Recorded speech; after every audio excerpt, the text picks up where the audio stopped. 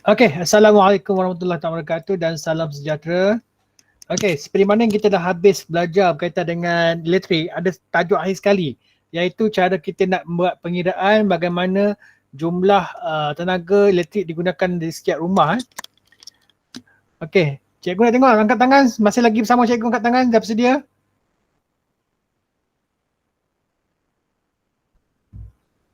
Alright, so kita teruskan. Siapa ni? Query. Udahlah. Okey, tak apalah. Okey, mari kita tengok yang akhir sekali. Jadi kita berhenti ya. So, kadar kuasa dan penggunaan kuasa. Okay, ingat lagi formula untuk tenaga apa?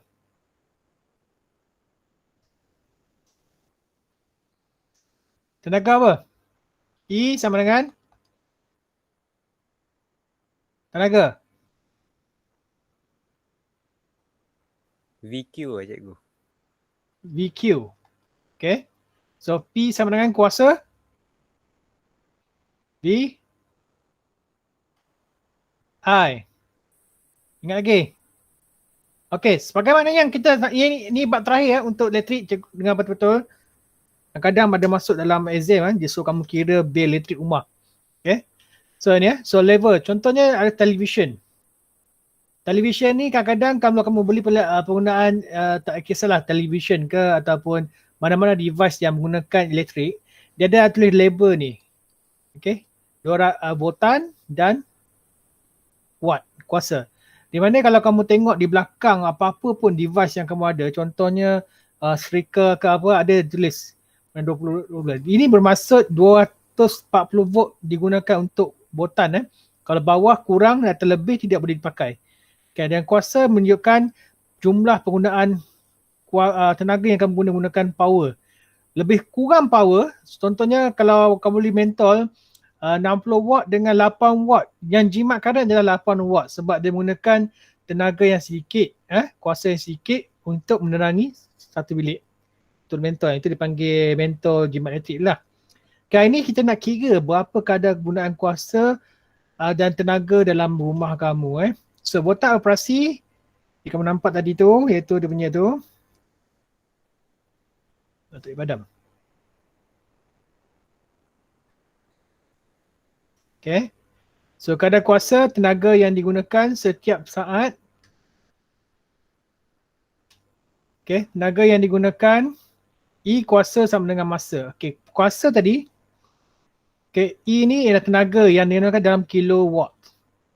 Kilowatt joule Ini yang kamu biasa mendengar. Kalau kamu ada bil elektrik kat rumah tu pergi ambil. Okay, kamu kira betul ke salah. Dia buat pengiraan. So P sama dengan T. So kuasa darab dengan masa. Berapa jumlah masa kamu guna. Contohnya kalau kamu buka televisyen selama 2 jam. So berapakah tenaga yang digunakan dalam masa 2 jam. Okay, dalam masa 2 jam ni bermaksud berapa saat? 2 kali dengan 60 minit kali dengan 60 saat. Okay. Jumlah kuasa kamu guna, kalau kamu gunakan kuasa ialah 200 watt. Dia bagi 200 watt 200 watt datang daripada P sama dengan arus darab dengan voltan So 200 watt tu darab dengan jumlah masa yang kamu guna, itu adalah jumlah tenaga yang guna, iaitu 1440 kJ dalam masa 2 jam. Okay, konsep penggunaan tenaga elektrik. Okay, kos tenaga elektrik dihitungkan dalam sebulan unit. Okay, satu unit tenaga elektrik 1 kilowatt. Okay, satu unit. Satu unit ialah 1000 watt. Kilowatt 1000 lah. 1000 watt per hour. Okay, per jam, sorry. Dia tak ada per jam dia jam. Dia tak ada per. Sebab kita adalah iaitu tadi kita tengok E sama dengan P darab dengan T. Okay, kuasa darab dengan masa. So, kos tenaga elektrik ditakdirkan sebagai tarifan ni. Contohnya, kalau ikutkan tarifan sebenar, cikgu tak ada tarifan sebenar tenaga elektrik. So, contohlah kita bagi tarifan sebenar untuk 200 unit pertama ialah 2.18 sen. Okay, tarifan kedua lepas 800 unit seterusnya 28.9 sen dan lebih daripada 1000 unit iaitu 31 sen. So, macam mana nak kira contoh di sini. Misalnya masalah tarifan elektrik, okay, penggunaan elektrik kadar sen. Okay, untuk 100 unit pertama ialah contoh ni, contoh penyelesaian di sini. 100 unit pertama ialah 20 sen. 900 unit pertama 23 sen. Kalau lebih daripada itu 900 sen. Okey. Pertama sekali ini adalah kadar penggunaan elektrik yang ditetapkan oleh Tenaga Nasional. Contoh ni contoh. Yang kadar betul cikgu tak tahu. Kamu boleh tengok dalam bil elektrik kamu apa kadar sekarang ni. Okay. So, itu kan kos bagi 2000 unit. Okay, dapat mana 2000 unit ni? Kalau kamu pergi ke meter rumah kamu tu, sekarang ni pakai digital kan. Dia ada nombor. Nombor tu Yang nombor tu contohnya bulan pertama kamu dah ambil. Okay, bulan kedua yang nombor tinggal tu kamu tolak yang di atas, kamu akan dapat. Contoh kamu dapat tolakan, kamu akan dapat 2000. Satu unit berapa ribu kilowatt? Satu unit tadi berapa ribu kilowatt? 1 kilowatt kan? 1K So ni 2000 unit. Berapa ribu kilowatt? Okay. So contohnya kalau kamu menggunakan 100 unit, so kamu darab je dengan 200. Tadi kamu dapat 2000 kan? 2000 unit kan yang kamu dapat tadi kan?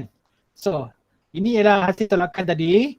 So sekarang kita 100 yang pertama darab dengan 20 sen, dapatlah 20,000 sen. Bermaksud tinggal lagi berapa? Tinggal lagi 1000. Berapa? 2000 tolak dengan 100 apa? 1900. 1900. Okay. So untuk 900 yang seterusnya ni settle dah. So darab dengan 23 sen. Okay. So tinggal 1000 lah. Dan 1000 yang selebihnya tadi tu darab dengan 25 sen. So jumlah semua sekali ialah 48,700 sen. So berapa ringgit ni? 487 ringgit RM. So ini tarifan untuk elektrik. Okay, contoh Okay, kita beri contoh lagi sekali. So contohnya kalau kita nak kira perkakas kat rumah lah. Kalau kamu ada banyak elektrik kat rumah kan. Contohnya kamu ada TV, kamu ada kipas banyak 6 biji, TV 3 biji. Okay. Tarifan 1 unit adalah 20 sen. Itu kan kos tenaga listrik sehari. Okay, dia bagi kamu masa. So masa kita lah sehari 8 jam, 6 jam kamu guna. Bayangkan kamu ada TV 3 biji, kipas 6 biji. So boleh kira tak berapa kilowatt? Kilowatt. Okay, ingat 1 kilowatt bersamaan berapa tadi? 1 unit. 1 unit. Okay saya kira tengok satu. Okay, so kita ada kuasa kita ialah untuk cari kilowatt ialah P darab dengan T Okay, ini ialah kamu punya tenaga kamu. So jadi kalau buat macam mana? So ni darab dengan berapa jumlah dia, kamu akan dapat berapa di sini. Contoh darab. Okay, teruskanlah, senang. Okay, tu kamu darab 100 darab 3 darab 8 dapatlah 2400. Okay. 50 darab 6 darab 6 dapatlah 1800. So jumlah kamu dapat ialah 4200 watt. Okay, berapa unit tu?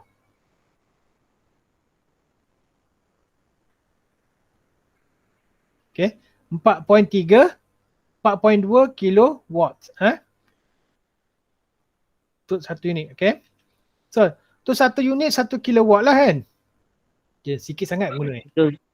Okay, so 4.2 unit.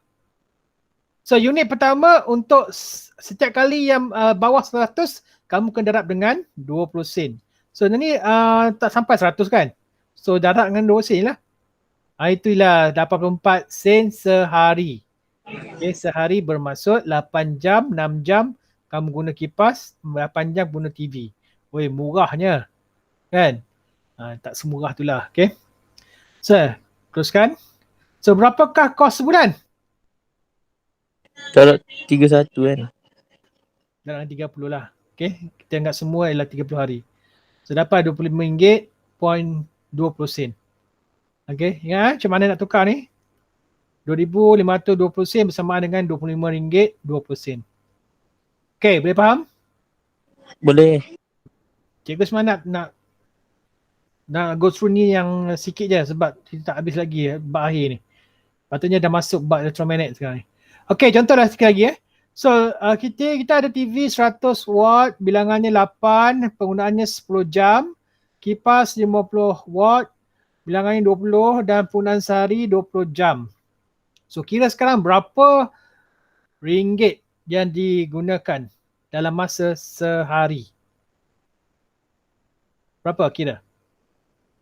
Macam biasalah. 100 darab 8 darab dengan 10. 50 darab dengan 20 darab dengan 20. So berapa sini?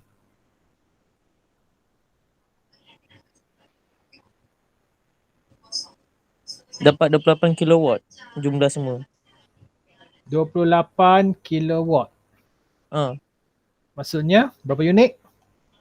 Maksudnya 28,000 unit. 28 unit. 8 unit lah sebab satu berapa? unit. Satu unit bersamaan berapa? 1 kilowatt. Betul?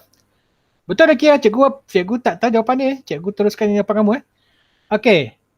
Betul ke ni? Cikgu rasa macam sikit dalam sebulan dan kos kipas sahaja dalam sebulan. Okey, macam mana kira?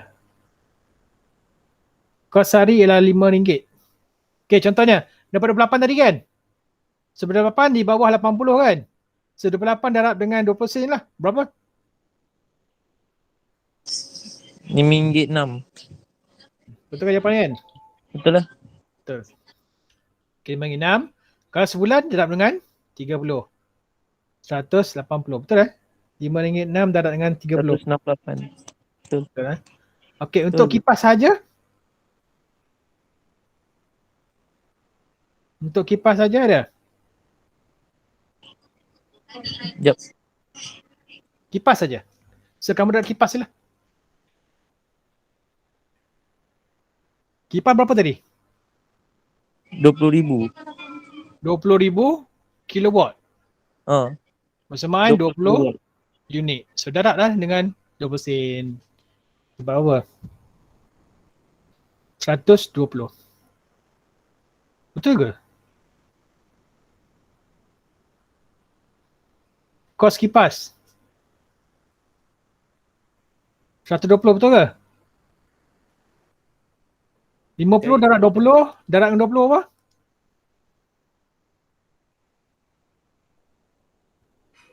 20,000. 20,000 kan? 20,000 sama 20 kilowatt. So 20 unit. 20 unit yang pertama darab dengan 20 sen. 4,000. Dapat 120? Darab dengan 30. Kan? Dia kata apa? Bukan sehari tapi sebulan. Kalau sehari, Dah dapat. sehari sama dengan 4,000. 4,000 sama apa? 4. Berapa? RM4 ke 40? 40. Sehari? RM4 Sehari Sehari dia RM4. sehari dah RM4 lah. RM4 RM4 lah. Jangan confuse Nampak macam RM40 bukan Ini RM4 sahaja. Okay? Boleh faham? Soalan ni jarang keluar di SPM tapi kalau keluar kamu boleh jawab Ini benda yang simple. Okay, idea kecekapan. Okay, ni untuk kecekapan pula. Okay, input tenaga elektrik yang masuk dan panaskan air. Ingat setiap tenaga tidak boleh dimusnahkan tetapi boleh berpindah kepada bentuk tenaga yang lain. Contoh ni tenaga input ialah tenaga elektrik. Kemudian dipindahkan kepada tenaga haba. Tenaga haba tu panaskan air tu. Okay. Dinding panas alat elektrik tidak cukup cekap kerana tidak semua tenaga input yang masuk itu kepada output. Contohnya tenaga elektrik yang masuk adalah 10. Okay. Panaskan air lebih kurang 8. Yang keluar ialah 2. So yang banyak yang terbebas sebagai tenaga haba tu tidak panaskan air dengan sepenuhnya. So maksudnya apa yang masuk tidak semestinya outputnya adalah sama. Saya panggil kecekapan elektrik. Kecekapan. So nanti kamu akan belajar tentang transformer untuk elektromagnet, kamu akan tahu kecekapan apa. Okay, contohnya formula kecekapan contoh di sini. So kecekapan tenaga output bahagi dengan tenaga input darab dengan 100%. Bermaksud tenaga output tadi E E output bahagi dengan E input darab dengan 100%. Dan kamu dapat dalam peratusan. kecekapan ni berapa. Kalau 100% maksudnya dia input masuk, outputnya adalah sama. Tapi kalau ikutkannya dia takkan sama sebab ada yang tenaga yang dibebaskan dalam bentuk tenaga haba. Okay? Itu tenaga. Kalau kuasa sama juga, P output dengan P input darab dengan 100%. Sebab ada soalan bertanya kamu nanti ya, tengok soalan. Oh tak ada soalan Soalan dia bagi kamu dalam bentuk peratusan dan kamu kena cari kuasa input dan kamu kena cari output. Okay? Buka buku, kamu punya buku latihan tu, buku kerja tu, kamu tengok dalam soalan dia, cari yang bahagian ni. Okay, soalan berkaitan dengan tajuk ni. Okay, contohnya penyelesaian masalah di sini kita ada apa ni, takal takal motor, ni motor ni. Motor yang mengangkat beban. Okay, motor ni kita ada 10 volt dengan 0.5 ampere. Dan beban kita ialah 300 gram. So kita dapatlah dia punya Newton Newton ni berapa? Darab dengan 9.81 0.3 darab dengan 9.81 dapat apa? So ni ialah ketinggian. Kamu rasa ni formula apa ni? Nak guna formula apa untuk tenaga?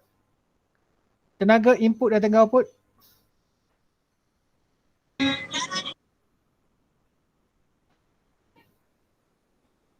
Ini soalan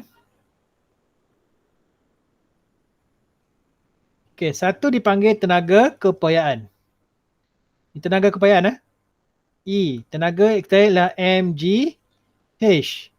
Satu lagi tenaga kinetik kan? 1/2 mv kuasa 2. Tapi tak ada. Kita tak guna tenaga kinetik.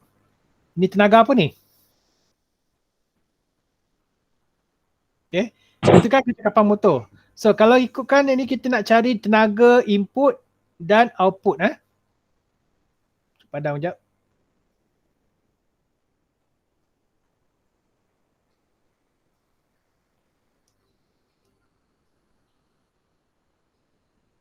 Okay. So itu kan tenaga output input. Okay, kecekapan untuk power kuasa. Kita guna kuasa lah. Kuasa ialah P sama dengan I darab dengan V. So kuasa yang dibekalkan oleh motor ni berapa? 10 darab dengan 0.5. Berapa? Okay. 5. 5? 5? 5 je. 5 je. 5 je cik. Sebut 5 tadi. Sekejap. Apalah pen cikgu ni. Okay. Okay. So kuasa kita dapat 5 lah. 5 watt. Ni kuasa untuk motor. Okay. So dia bagi kerja. Ini kerja. Cekapan. Kerja bagi masa adalah kuasa. Kuasa untuk tenaga keupayaan. Ini mgh adalah tenaga keupayaan. Okay. Bagi dengan masa kamu akan dapat kuasa. Ni kadang-kadang ada keluar soalan tau. Dia bagi tenaga kuasa untuk motor, kuasa untuk tenaga ni. Kamu kena bezakan. Kamu kena main banyak soalan dalam soalan dalam fizik, dalam kertas fizik. So, selesaikan dia. So, ini untuk kuasa P, output. Output ialah dia punya beban yang naik ke atas di output. Kamu akan dapat hasil dia adalah 0.6. So, ini ialah kuasa untuk input. Jangan bahagi je lah. Kecekapan dan kamu dapat berapa peratus? 12%. Okay. 12% saja untuk kecekapan motor ni mengangkat beban. Okay. Right. Okay, bandingkan chariot dengan pemanas rendam. Pemanas rendam, ni game kamu tak pernah pakai ni. Asal ni pun kamu tak pernah pakai, semua pakai filter apa dia? Water cooler yang panas je kan. Okay, dulu zaman dulu pakai ni lah. Tadi pemanas rendam, ni ialah chariot elektrik. So, pemanas rendam main masa 20 minit untuk memanaskan 1 kg air pada suhu 20 darjah Celsius kepada 100 darjah Celsius. 100 darjah Celsius adalah suhu maksimum untuk air. Sementara chariot main masa 5 minit. So, menggunakan ni dengan ni, Yang ni lebih cepat, lebih cepat untuk panaskan air. Kalau yang gunakan yang ni, dia main masa 20 minit. Tapi menggunakan chariot elektrik ni yang mempunyai watt yang besar, ambil 5 minit je. Okay, ingat. Watt kecil dengan watt besar, watt kecil lebih jimat daripada watt besar. Okay. Melakukan kerja yang sama. Okay, bandingkan kecekapan pemanas rendam dan elektrik. Okay, mana lebih cekap rasa kamu? Adakah pemanas rendam lebih cekap ataupun chariot elektrik lebih cekap? Okay, nyatakan 5 kaedah bagi meningkatkan kecekapan elektrik. Okay. So, contoh di sini kecekapan untuk pemanas rendam ni dulu, kira-kira satu. Okay, untuk E kosong dia dengan I kosong I. Dengan EI, tenaga input tenaga input adalah kuasa lah. Kuasa darab dengan masa. Tadi masa untuk rendam ni berapa tadi? 20 minit kan? So darab kamu akan dapat input untuk ni adalah 420,000. Okay, yang output dia apa? Dengan output dia ialah pemanasan. Ingat lagi, ni formula apa ni? MC muatan Muatan haba ke? perubahan Q sama dengan M C theta. Ini adalah tenaga haba. Ingat lagi, ada kaitan ni sebab kita panas air kan. So input kita adalah elektrik tadi yang masukkan dan output kita adalah air yang dipanaskan. So kita selesaikan masalah ni. So perubahan suhu daripada 27 darjah Celsius kepada 100 darjah Celsius. So tolak kamu dapatlah 73 darjah Celsius. Kita dapat perubahan suhu So 1 kilogram air tadi So darat kamu akan dapat jawapannya adalah 306,600 joule. Jadi didapat dah ada maklumat-maklumat ini, tenaga input kita dapat, tenaga output kita dapat. So selesaikan jadi 306,600 joule bagi dengan 420,000 joule dan dengan 100 dia akan mendapatlah. Ini dah kecekapan menggunakan perendam manas iaitu 73%. Okay, mari tengok kecekapan untuk guna chariot pula. Okay, macam biasalah. Kecekapan chariot, input dia cover darab masa bagi minit je lah kan. Dia punya panaskan. So darab dengan 60. So ini adalah untuk input chariot. Untuk output dia sama juga, dia panaskan air juga, MC theta. So 1 kilogram. So muatan air apa tadi? 4,200 kan, itu standard. So suhu yang meningkat adalah daripada 27 Celsius kepada 100 Celsius. Okay, tapi chariotnya lebih cepat kan, guna 5 minit. So macam mana percapan dia? So kamu bandingkan 306,600 bagi dengan 600,000 dan akan dapat 51%. Okay, antara 51% dengan 78 siapa lebih cekap? Perendam. Perendam ni lebih cekap masuk di sini. Okay, tadi perendam tadi. Perendam 73 tadi. 73 jasa perpatus dengan chariot. So siapa dia cakap? Yang banyak, lagi banyak ke ataupun lagi sikit lebih cekap? Banyak. Banyak lebih cekap, betul Okay, walaupun cekap tapi dia ambil masa yang lama. Tapi chariot ni walaupun dia kurang cekap tapi masih pendek. Okay, bermaksud input kebanyakannya adalah memanaskan air. Tapi chariot ni kebanyakan input dia hilang disebabkan oleh panaskan besi ni saja. Faham Boleh faham? Boleh. Angkat tangan, tengok hidup lagi tak? Okay. Sebab cikgu kena beritahu juga soalan ni, kadang-kadang keluar dalam exam. Okay, so ni tak perlulah. Ini kita boleh tengok dan go through dengan soalan-soalan kamu. Okay, hari ni cikgu nak masuk tajuk baru. Tajuk iaitu elektromagnet. Okay. Okay, serta elektrik ada soalan tentang elektrik? Tolong kumpul, kita akan jawab sama-sama Di akhir nanti bila habis syllabus kita akan buat soalan je. So, kita masuk bab elektrik. Bab elektromagnet. Di bawah, masih lagi di bawah tajuk tema kita adalah elektrik dan elektromagnet. So, ini adalah tajuk yang seterusnya iaitu keelektromagnetan. Okay. Dia gabungan antara elektrik dan magnet. Dia punya nama pun nampak gabungan antara elektrik dan magnet.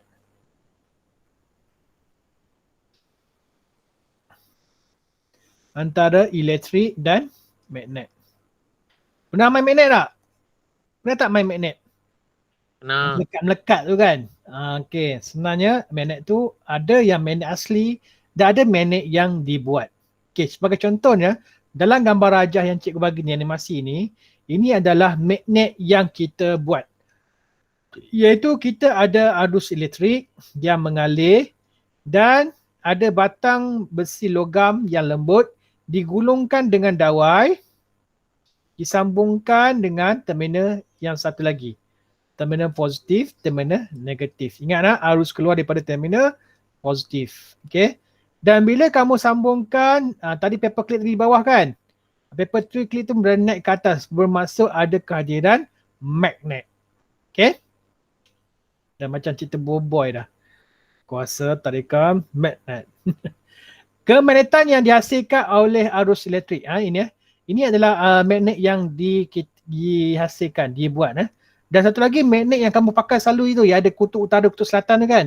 Itu ialah magnet asli yang dihasilkan juga, boleh dihasilkan juga. Tapi kita tak perlukan arus elektrik untuk menjadikan dia magnet. Dia memang dah hadir dari situ. Okay. Petua genggaman tangan kanan. Okay, semua orang angkat tangan kanan kamu. Okay, angkat tangan kanan kamu sekarang. Cikgu tak nampak kamu angkat ke tidak. Tapi cikgu anggap kamu dah angkat. Okay. Genggamkan tangan kamu, naikkan ibu jari ke atas. Tengok. Ke atas. Okay. Bila kamu angkat ni, ini adalah simbol good. Best. Bagus. Petua genggaman tangan digunakan menentukan arah medan magnet yang dihasilkan oleh suatu konduktor membawa arus. Okay. Kalau lihat anak panah dalam gambar rajah ni, anak panah yang menunjukkan ke atas itu, ni yang ibu jari ke atas itu adalah tanda negatif. Daripada positif ke negatif. So macam arus yang mengalir dari kanan ke kiri kan. Kanan ialah positif, mengalir ke kiri yang negatif. So ikut tangan kanan ni lah. Ini. Macam tu. Okay. Dia satukan anak panah, dia positif, di bawah ni negatif, positif lah. Yang tunjuk ibu jari tu adalah negatif. So anak panah, ibu jari mengarah aruskan, ibu jari menunjukkan arah positif ke negatif.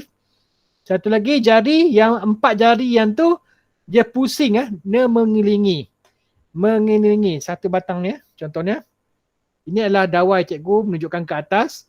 Cikgu genggam tangan kanan cikgu. Ada satu lagi arah medan yang mengelilingi objek tu.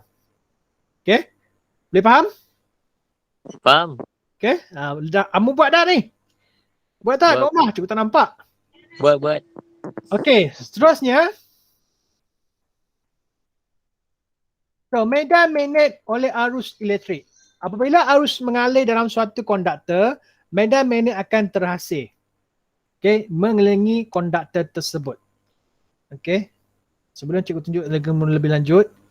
Okay, kalau kamu belajar sebelum ni adalah magnet utara dan selatan, betul? Utara, selatan. Okay. Sebenarnya ada satu lagi yang ni, yang kamu tak nampak ni. Kalau kamu pernah tengok eksperimen masa kamu tak ada buat eksperimen, salahnya. Di sekolah rendah ada buat tak eksperimen? Letak magnet di bawah kertas, letak sebuah besi di atas dia. Nampak tak? Nampak apa? Medan magnet. Ada jalur-jalur macam tu kan. Ini dipanggil medan magnet. Taburlah besi. Nampaklah dia punya jari-jari dia. Okay, ini adalah medan elastik. Medan magnet. Okay. Medan ni yang menyebabkan paperclip tu melekat. Ditarik paperclip tu melekat pada magnet. Okay. Right, so sekarang ni cikgu nak cerita tentang keelektromagnetan, iaitu magnet dibuatan. So kita ada plat positif, okay, yang panjang ni plat positif dan plat negatif, positif dan negatif. So kita tahu genggaman tangan kanan kita, ibu jari menunjukkan arah negatif. So ibu jari kamu menunjukkan ke bawah. Cuba kamu genggam besi tu, genggamkan macam tu. Okay, tunjukkan dari ke bawah. So ini adalah negatif, ini adalah positif. So kamu nampak lah, arah medan magnet ke mana? Adakah ke sini ataupun ke sana? Mana? Yang ni ke yang ni? Boleh faham tak?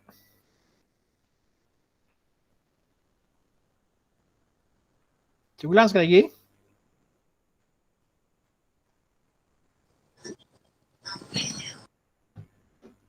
Okey, soalan cikgu. Arus mengalir dari positif ke negatif. Betul tak? Okey. Betul. Medan magnet adalah 4 jari kamu tadi. 4 jari tadi ya. So kalau lihat di sini inilah terminal positif, ini terminal negatif. Betul? Sebab lebih panjang Betul. begitu. Jadi arus mengalir daripada terminal positif mengalir situ, mengalir dalam teras besi berembut ni dan keluar di sini dan berjumpa dengan negatif. Betul? Jadi cikgu kata medan tu akan menjadi, kawasan ni menjadi medan. Banyak medan macam magnet tadi cikgu tunjuk dia. So sebab itulah ada paperclip dia melekat kat sini. Okay, itulah medan. Right? Persoalan cikgu,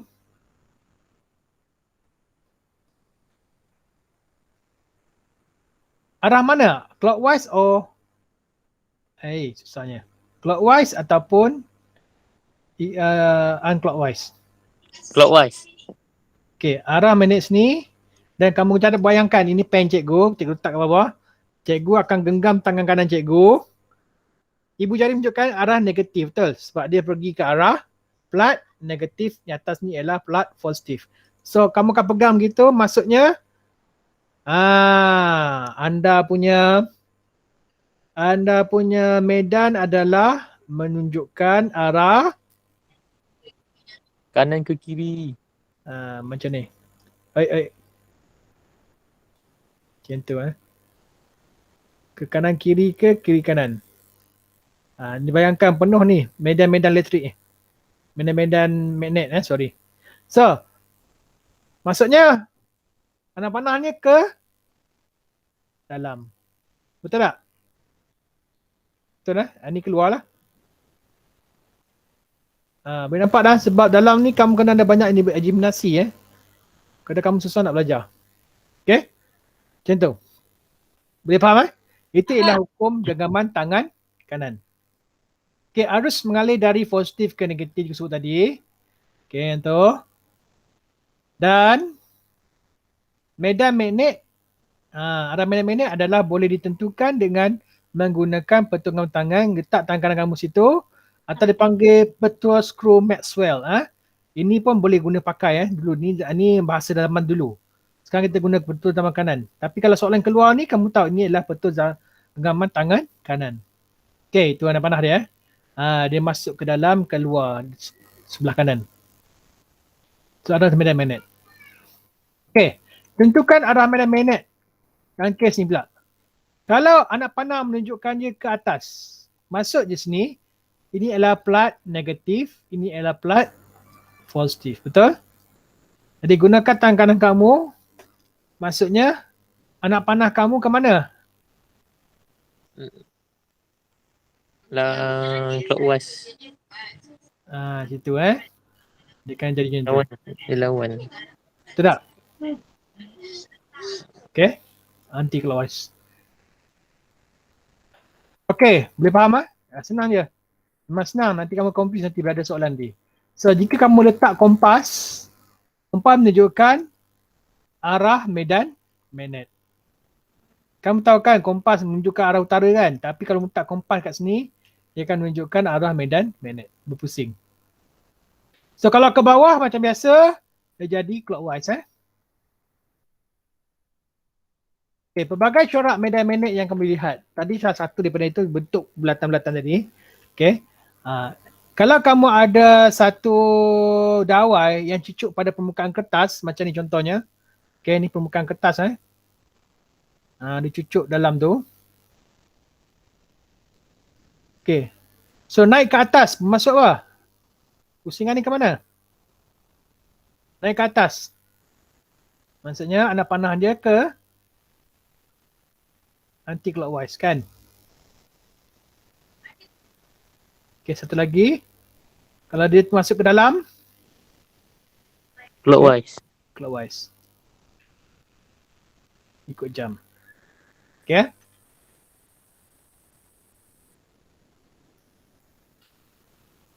Alright.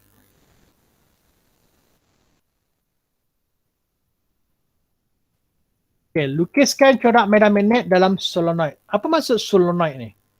Siapa tahu? Apa maksud solenoid? Ha? Solenoid adalah, ada buat bacaan tak? Apa maksud solenoid? Solenoid. Pernah tak kamu buka motor ke apa ke, kamu nampak ada benda dawai yang banyak-banyak halus-halus? Wayar yang dililitkan. Yeah. Contohnya kalau Spring. kamu ada, macam spring kan, tapi bukan spring lah, itu dawai. Kalau ada batang besi lembut, okay, kamu ada dawai, kamu lilit dia. Lilit apa? Dengan dawai lah. Yang munai konduktor. Konduktor yang baik lah. Lilit punya lilit. Lagi banyak lilit, ada faktor-faktor dia. Kalau lebih banyak lilitan, ataupun lebih kurang lilitan, ada faktor yang mempengaruhi dia. Okay, nanti kita belajar tentang. Ini tentang faktor ya, lilitan, nanti kita belajar. So, itu masuk solenoid. Solenoid adalah lilitan. So, contoh di sini. Kita bagi contoh sini. Kita belajar tentang arus dulu. Tentang arah medan magnet dulu. Okay. Kita ada bateri yang disambung. Tak syok pula kalau biru. Dua color lain.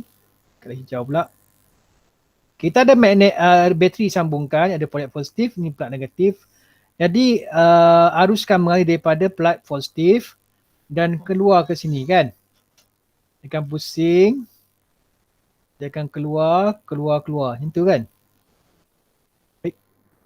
Tunjuk. Okay, masuk ni. Kalau kamu letakkan anak panah ni di jari kamu. Maksudnya daripada sini ialah plat positif ni plat negatif. Jadi kamu letakkan genggaman tangan kanan kamu mengikut arah positif ke negatif. Dan dikembali ke plat negatif. Okay. Jadi dia akan berpusing. Okay, dia akan pusing. Yang ini dawai tau, dawai yang berpusing. Okay. Kita tengok lebih dekat lagi. Tentukan kutub magnet. Kita tahu magnet ada kutub utara dan kutub selatan. Bagaimana dengan magnet yang kita buat ni? Gunakan arus. Okay. Contoh di sini, kalau kamu ada satu solenoid yang digulungkan ikut kamu punya batang besi lembut ni. Okay, cuba tengok. Kita tahu kutub utara selatan, maksudnya tak tahu di mana yang mana satukah plat positif, yang mana satukah plat negatif.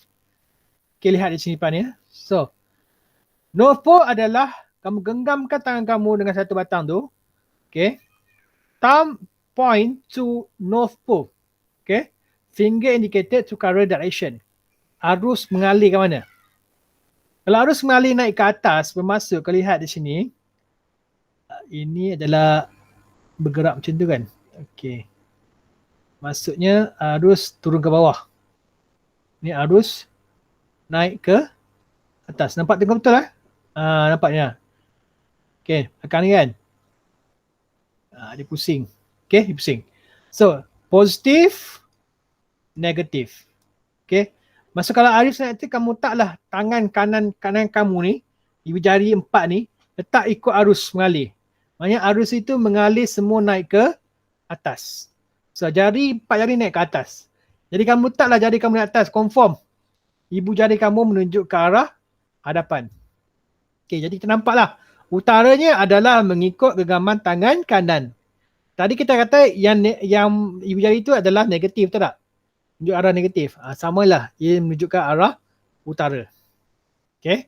So, kutub magnet boleh ditentukan dengan menggunakan genggaman tangan kanan tadi. Okay. So, ibu jari menunjukkan kutub utara dan genggaman jari menunjukkan arah arus. Okay, boleh faham tak ni? Bayangkanlah cikgu ada satu plat. Cikgu lukis satu plat. Okay, cikgu gulung. Tak nampak gulung. Okay. Tak nampak. Penuh lah gulung kan. Memang tak boleh buat soalan ni. Sekejap cikgu lukis betul sikit.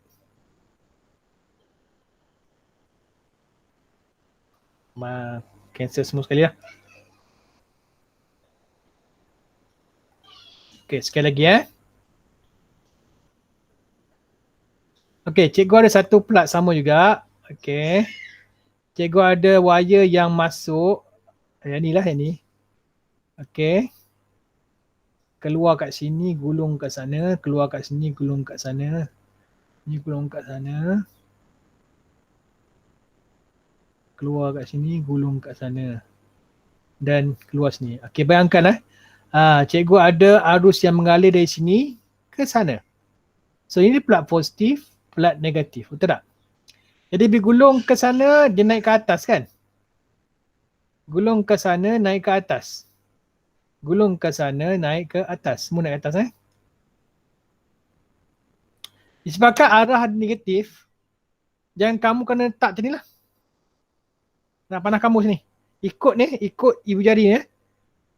Keempat-empat je naik ke atas. Macam tu. Wah, susah tu tunjuk kamu So, menunjukkan ibu jari kamu masih lagi menunjuk ke arah. Itu. Lebih kurang. Cikgu lukis lah. Boleh cantik. Ni jari kamu. 2, 4. Okey. Gitu. So, ibu jari masih menunjukkan ke arah kiri. Walaupun kita tahu bahawa positif ke negatif kan? Positif ke negatif kan? Nampak tak? Kita tak ambil kira yang ni Ini adalah lilitan. Kita ambil kira bagaimanakah dia punya arus mengalir. Kalau arus mengalir ke atas, maka kamu akan dapat menunjukkan utara sebelah sini. Nanti kamu dapat soalan nanti Bandingkan yang ni. Okay, kalau nampak di sini adalah di mana arus dia positif di sini. Sorry, bukan positif. Ini negatif Negatif sini, inilah positif kan. Nampak sama macam atas kan. Tapi yang bezanya adalah arus naik atas. Ibu jari menunjukkan arah utara. Ingat Tadi yang pertama sekali genggaman tangan kanan, ini adalah medan magnet, betul? Ini adalah arus. Kalau ni untuk menentukan kutub utara, medan magnet ni kita gunakan tangan kanan, tapi tukar. Ini adalah arus. Ini adalah arah medan kutub utara. Kutub utara. Jadi ia berbeza konsep. Untuk mencari arus yang mengalir, gunakan genggaman tangan kanan. Untuk mencari kutub magnet, gunakan tangan kanan. Tetapi 4 tangan ni digunakan untuk menunjukkan arus yang mengalir. Dan ini menunjukkan kutub utara. Kita ada soalan nanti, tunjuk. Okey, sebagai contoh di sini. Adakah kamu bersama cikgu lagi? Okey, teruskan. Tengok contoh saya satu. Kita ada plat positif dan plat negatif. Right. Maknanya arus akan mengalir di sini dan keluar turun ke bawah. Betul tak? Naik atas, turun ke bawah. Naik atas, turun ke bawah. Atas, turun ke bawah. Ni ke bawah lah. Okay, nampak sangat di ke bawah kan? Kalau kamu gunakan tangan kanan kamu, di manakah kutub utara dia? Ada sebelah kanan atau sebelah kiri? Macam tu. Kan? Arus ni yang mengalir ke bawah. Nampak tak? Jadi kutub utara kat mana? Kanan kiri?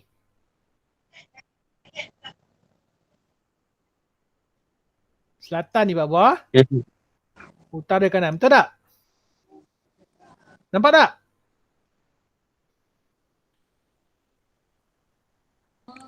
Oh, nampak. Boleh Kamu kena cuba kat rumah. Gunakan tangan kanan. Sebab kamu belajar guna tangan ni. Bukan bahasa isyarat. Okay. Ni ada.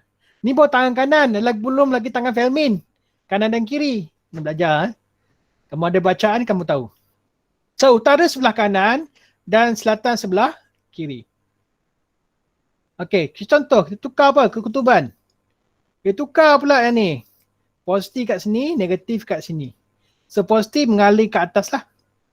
Bergerak, dia naik ke atas, naik ke atas, naik ke atas dan keluar kat sini. Saya nampak So, gunakan tangan kanan kamu, dia naik ke atas. Utara adalah di sini. Boleh nampak? Ingatlah, makan soalan ni kebanyakan belajar di mentam dia. Dia ada sebab mana utara, mana selatan Jangan main tantam Okay, utara di sebelah kiri dan selatan sebelah kanan. Boleh faham? Okay, teruskan. Kalau ada magnet dia bentuk U. Kan? Pernah tengok kan magnet bentuk U kan? Dia ada utara dan selatan. Sama ada belah kiri ni ataupun belah kanan. So, mana saya nak tentukan yang mana utara, yang mana selatan? Mari tengok. So, ada plug positif sini, negatif sini. So, arus mengalir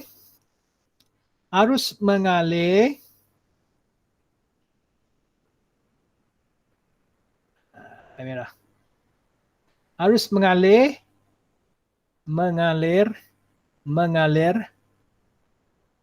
pusing, mengalir naik ke atas. Nampak tak dia punya perjalanan, dia punya arrow tu kembali ke plug positif. Okay, anggapkan yang sebelah kanan tu adalah pen ni, tunjuk ke bawah. Okay, dia mengalir ke mana? Mengalir ke bawah kan? So, pusing. Dia pusingin tu. Okay, arah dia ialah positif.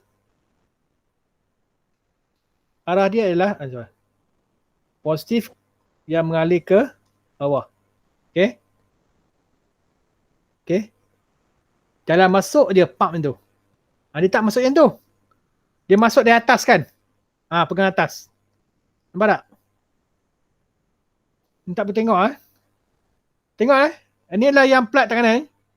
Okay, dia letak di atas tangan kamu. Atas So, jadi utara ke bawah, selatan ke belakang. Nampak dah? Selatan. Dia tengok tu. U tu. Belah satu U, kamu letakkan tangan tu. Dia dakap naik atas. So, nampaklah ini adalah Utara. Boleh faham tak? Boleh. Okay. Nampak? Betul Okay, kita test lagi. Kita ada dua lagi. Kita ada dua magnet sekali ni. Masa satu utara, masa selatan. Ada 4 kekutupan di sini. Utara selatan. Okay, kita ambil dari positif dulu. Kita masuk di sini. Dan dikeluar ke atas. Masuk, keluar ke atas. Kamu tahu arrow dia? Masuk, keluar ke atas dan teruskan perjalanan. Okay. Perjalanan dia dari belakang ke depan dan turun ke depan. Okay, cuba tengok dia letak benda ni. Dia dari belakang. Selop belakang. Nampak tak? Naik ke atas ke bawah. Jadi kita nampak ini adalah selatan. Inilah utara. Satu lagi dia selop juga. Dia selop dari belakang kan? Dia selop belakang masuk ni Dia selop dari belakang. Ke belakang. Tangan kamu masuk ke belakang. Selatan. Ini adalah selatan. Ini adalah Utara. Boleh nampak? Okay. XYZ tu nanti XYZ tu adalah jawapan sebetulnya. Berarti selatan utara. Okay, kalau yang ni pula. Masih lagi sama tapi dia beza sikit return positif negatif. Okay, yang ni di depan. Pusing belakang, depan dan ke bawah. Ni ke belakang, dari belakang ni dari belakang. Masuk atas. Okay. Ni mengalir ke bawah. Nampak tak? Okay, mari ke depan Ke depan maksudnya dia slope dari sini. Dari depan. Sorry pen cikgu di depan slope. Maksudnya endo. Cikgu kena ikut gambar rajah ni lah. Jadi kita nampak ini adalah utara, ini adalah Utara selatan. Okay, yang ni pula dia slope dari belakang. Selatan utara. Selatan utara. Okay, selatan bertemu selatan jadi menolak kan. Utara bertemu utara jadi menolak. Okay. Jawapan tadi apakah yang berlaku kepada kedua-dua teras besi ni? Okay, kalau utara dengan utara nolak. Selatan dengan selatan tolak kan? So, apa berlaku pada ni? Mari kita lihat. Arus mengalir dari sini sebab ada terminal positif. Cikgu ulang sekali lagi. Cikgu selalu ulang. Okay, dia ke depan. Belakang, depan. So, kalau ke depan, Ambil ni slope. Okey, nampak lah. Ini ialah utara, ini adalah selatan. Dia ke depan juga, nampak? Ke depan juga. Dia masuk depan terus, Utara sambung kan? selatan. Utara. Utara selatan. Utara selatan. Adakah dia menolak ataupun Menarik. melekat? Menarik. Menarik kan? Jawapannya. Okey, nampak jawapan dia. Boleh faham? Jika utara bertemu dengan selatan, maka dia akan tertarik satu sama lain. Okey. Okay, yang tadi tu ada selatan tadi kan? Dia tunjuk dia kan? Okey, kalau selatan tu selatan, dia akan menolak antara sama lain sebab kota lain. Dan satu lagi tadi jawapan tadi, saling menolak terbaik sebab apa? Sebab utara selatan. Okey. Boleh faham ah? Okey, untuk yang seterusnya faktor yang mempengaruhi kekuatan elektromagnet. Kita dah masuk lagi. Dah 12, 7 minit. Kita ambil masa lagi beberapa minit lagi untuk tamat. Okey, faktor yang mempengaruhi kekuatan elektromagnet. Okey, yang ni kena catat kita tulis dalam nota kamu, nota ringkas kamu. Apakah yang mempengaruhi? Kadang-kadang di keluar soalan subjektif 10 markah.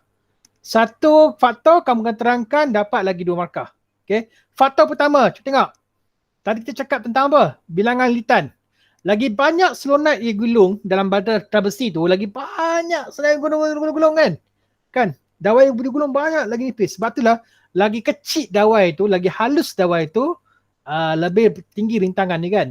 Kalau dawai yang diameter kecil, rintangan tinggi kan. Ada kaitan juga dengan rintangan juga. So, dawai halus yang gulung lagi banyak litan, lagi banyak kuatlah. Lagi kuatlah kekuatan elektromagnet. Okay, lagi banyak litan, lagi banyak elektromagnet. Okay, itu faktor pertama. Dah catat? Okay, faktor yang kedua. Contoh so, lagi banyak litan, contoh yang ni ada 3 litan. 3 litan, ni 1 litan. So, yang mana lagi banyak tarik? Yang 3 tu lebih banyak. Lebih banyak lah kan. So, faktor yang kedua. Kuantiti arus yang dibekalkan. Kita tahu untuk magnet yang kita buat semua jadi ni, kita kena ada arus elektrik. Semakin tinggi kuasa elektrik, semakin tinggi voltan dibekalkan. Okay? Semakin tinggilah magnet itu melekat. Lebih kuat. Pernah tak kamu tengok aplikasi pintu magnet? Kan? Bila dia tutup, melekat kuat, tak boleh nak buka. Bila kita bebaskan elektrik daripada pintu tu, magnet tu jadi nyah magnet. So boleh buka pintu tu. Okay, tengok dalam aplikasi jom sekali So contohnya arus elektrik dibekalkan 3 ampere, dah 1 ampere. So 3 ampere lebih besar lah, arus dia lebih tinggi, maka elektrik magnet kamu lebih tinggi Okay, faktor yang ketiga, jenis teras besi. Okay, bukan besi sebarangan Ada teras yang betul ialah teras besi lembut. Kalau besi biasa kamu gulung biasa macam paku Paku bukan teras besi lembut, paku adalah besi biasa Gulung memang ada magnet, tapi kalau kamu cari besi yang teras lembut, maka lagi kuatlah dia punya elektromagnet. Okay, jenis besi. Okay, so susunan alat das ni eksperimen yang kamu boleh buat di makmal nanti Okay, kita sebenarnya benda ni simple je, cikgu tunjuk je gambar rajah ni. Okay, kita ada solenoid, kita ada teras besi lembut, letak macam tu, disambungkan dengan arus ampere A tu. Sambung dengan ampere, kita ada rheostat. Rheostat ni adalah pengawal arus Kalau kalian tengok eksperimen ni, di mana kalau gambar rajahnya adalah pemboleh ubah, dan pemboleh ubah dimanipulasikan adalah dimanipulasikan adalah arus Arus ditentukan 1 ampere, 2 ampere, 3 ampere, 4 ampere contohnya. So yang dimalakkan yang bergerak balas adalah berapa jarum yang melekat berapa jarum yang melekat Kalau ni kamu nampak keputusan dia senang je. Okay, ni ialah arus ampere lawan dengan bilangan paperclip So semakin tinggi arus, semakin tinggilah paperclip. Dia lah berkadar terus. Kamu akan dapat dia punya dia graf macam ni Sebab apa? Semakin tinggi arus dibekalkan, semakin tinggi paperclip kan. Itu adalah faktor yang pertama. Faktor yang kedua kan. Pertama litan, kedua arus, ketiga adalah teras besi lembut kan. Faktor-faktor mempengaruhi keelektromagnetan. Okay, so latihan. Last. Oh tak payah. Ni adalah untuk eksperimen. Tulis rangka kerja eksperimen bagi mengkaji faktor arus. Okay, kalau kamu dah ada buku rujukan, buku teks ada tak ni? Buku teks ada. Okay. Check dalam buku teks kamu. Ada eksperimen ni. Tolong buat. Kadang-kadang mungkin soalan SPM akan datang, iaitu SPM yang kita kena buat secara individu mungkin keluar. Sebab ni soalan ni eksperimen yang mudah. Kamu kena tengok eksperimen berkenaan. So arus, bilangan litan dan kekuatan magnet. Apa yang menyebabkan? 3 faktor tadi disebut. 3 faktor yang mempengaruhi keelektromagnetan. Pertama ialah lilitan. Kedua ialah arus. Ketiga ialah besi dia. Teras lembut. Okey. Okey, sekarang ke 10, 12. Okay, Lala, cikgu nak uji kamu sekali lagi boleh tak? So, antara A, B, yang manakah lebih kuat elektromagnet dia?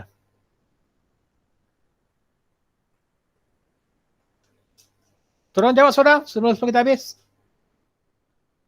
A lagi kuat. Jawab dengan betul-betul lah. Raja A lebih tinggi keelektromagnetannya kerana mempunyai bilangan litan yang lebih banyak berbanding dengan Raja B. Betul? Ni kalau soalan sutu keluar kena jawab betul-betul. 4 markah nak buat, dia bagi semua ni. Okay. Ini aplikasi elektromagnet kamu pernah dengar tak krim mengangkat ni? Okay. So dalam ni ada arus elektrik yang besar dan ni ada teras besi lembut. Kita ada litan yang banyak dalam ni. Banyak litan. Dia bentuk macam ni selalunya. Kan bentuk macam ni kan. Ada tali dia. Litan tu banyak, penuh. Penuh litan. Okay.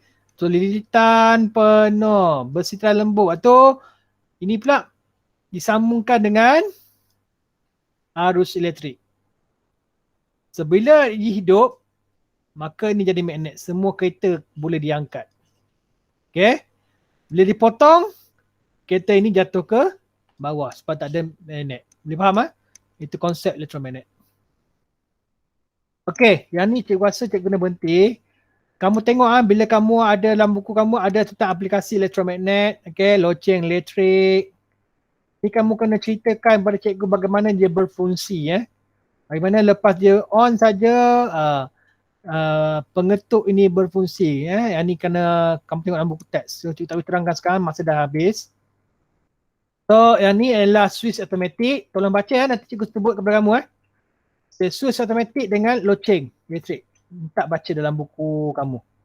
Dalam buku apa? Dalam buku teks ataupun buku rujukan kamu. Okay. Right. So secara kesimpulannya, kita dah belajar tentang elektromagnet. Sabitri. Kudu. Okay, secara kesimpulannya kita dah belajar tentang elektromagnet. Okay, yang tentang elektrik tu sudah habis settle. So kalau boleh kamu pergi balik rumah, kamu dah duduk rumah pun. Pergi cari bil elektrik, tengok berapa kilowatt kamu guna setiap bulan. Sebab dalam elektrik tu dia kira sebulan tau. Kamu boleh kira balik. Ambil jumlah kilowatt tu, tengok dia punya berapa unit, yang kamu kira. Kamu akan dapat jumlah sama ke tidak. Yang kedua, kita belajar tentang elektromagnet. Elektromagnet pengenalan tadi, kita magnet, elektromagnet itu adalah hasil daripada magnet buatan. Di mana dia ada arus, dia ada solenoid, dia ada besi teras lembut, dia akan menghasilkan magnet. Okay. Magnet ni juga diguna pakai, ada beberapa faktor yang menyebabkan magnet tu kuat. Di mana ada 3 faktor, iaitu faktor pertama ialah berapa bilangan litan yang kamu pakai. Yang kedua adalah faktor dari segi kamu punya arus yang mengalir. Yang ketiga ialah besi teras lembut yang kamu pakai. Okay. So cikgu nak kamu baca lagi berkaitan dengan elektromagnet. Kita akan ada tentang arus aruhan elektromagnet. So magnet ni juga diguna pakai untuk menghasilkan tenaga elektrik. Okay. Tadi kita belajar tentang hukum genggaman tangan kanan. Nanti kita belajar tentang hukum genggaman tangan kiri. Hukum Fleming. Genggaman tangan Fleming. Cikgu dah pening lah. Filming kan? Having. Ya tahu filming lah. Okay, yang ni bentuk macam ni. Okay, tengok dalam buku kamu. Apa itu? Tiada kanan kiri dan kanan. Yang kiri kita belajar dulu sebelum yang kanan. Apa fungsi kedua-dua ni? Okay, so please baca buku di rumah. Kita akan berjumpa lagi pada hari Jumaat ni. Okay, ada soalan? Semua okay angkat tangan? Okay, kita dah bab 4 Kita dah bab electromagnet dah ni. Lama ni. Nak dekat exam dah ni. Okay, tolong kamu bahas kembali. Okay, hari Rabu ni cikgu ada kelas dengan budak Kereta 4. Kalau kamu nak join pun boleh, tak ada masalah. Atau lah kalau ikutkan kelas kamu ada clash, tak tahulah. Nanti cikgu bagi link juga adik. Okay, itu saja untuk hari ni. Okay, that's all today class. Thank you. Ada soalan lah? Terima kasih, Go. Okay, bye. Let's go. Bye. Cikgu. Janganlah kacau.